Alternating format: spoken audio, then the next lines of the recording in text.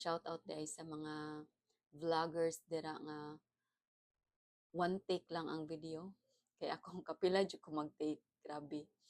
Anyways, ang ako share karon is about what God speaks to me today. And I just want to share with you that it's not all the time that God is kanang it's not all the time God speaks to you gently. There were times God speaks to you brutally, and there were times God speak to you with anger. Yeah.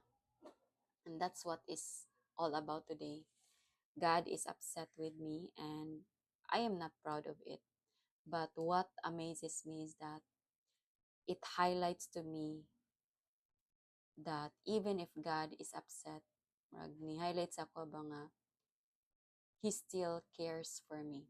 This is in Isaiah chapter 1. This is about actually the katong mga kings nga nagrebelde sa Ginoo.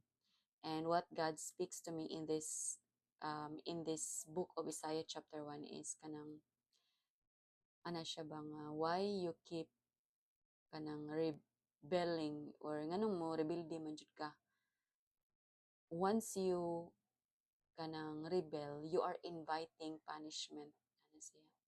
Kanang kung magrebelde di ay ta, gi-invite nato si God nga mo punish sa tuam. And then he said nga, all you have to do, Jen, is just obey to me. Of course, kabalo ko sa imuhang mga pangandoy o gitan-aw ko na. Now, if you just obey, then you will prosper. But if you will not, if you refuse, then punishment is following to you. Sumato siya yung si God na ko, ani ba? Nga, if you refuse to obey, you will be devoured by the sword of the enemies.